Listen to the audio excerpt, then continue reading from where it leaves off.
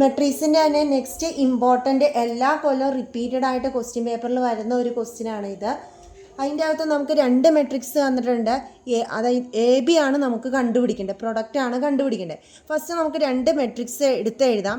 AB ആദ്യം first A എഴുതാം. 1 3 -6 എന്ന് എഴുതി.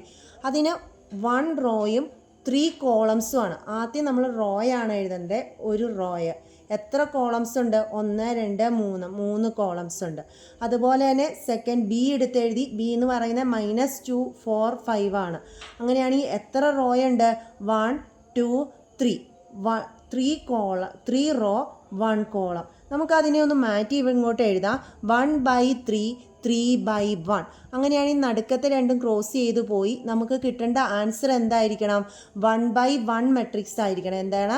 1/1 മെട്രിക്സ് ആണ് നമുക്ക് കിട്ടേണ്ടത്. ആ ഒരു ഐഡിയ മനസ്സിൽ വെച്ചുകൊണ്ട് വേണം നമുക്ക് മുന്നോട്ട് പോകാൻ.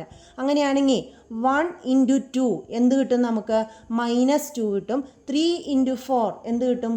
+12 കിട്ടും. -6 × 5 എന്ത് കിട്ടും? -30 കിട്ടും. അങ്ങനെയാണെങ്കിൽ ഇതെല്ലാം കൂടെ ആഡ് ചെയ്യുക. ആഡ് ചെയ്തിട്ട് നമുക്ക് എന്താണ് ആൻസർ കിട്ടുന്നത്? -20 ആണ് കിട്ടുന്നത്. ഇതിൻ്റെ സെക്കൻഡ് പാർട്ടും കൂടെ നിങ്ങൾ കാണണം. ഇതിൻ്റെ റിവേഴ്സ് ഓർഡർ, അതായത് A എന്ന് പറയുന്നത് കോളം, B എന്ന് പറയുന്നത് റോയുമാക്കി സെക്കൻഡ് പാർട്ടിൽ കൊടുക്കും. ആ സെക്കൻഡ് പാർട്ടും കൂടെ കണ്ട് മനസ്സിലാക്കിയിരിക്കണം.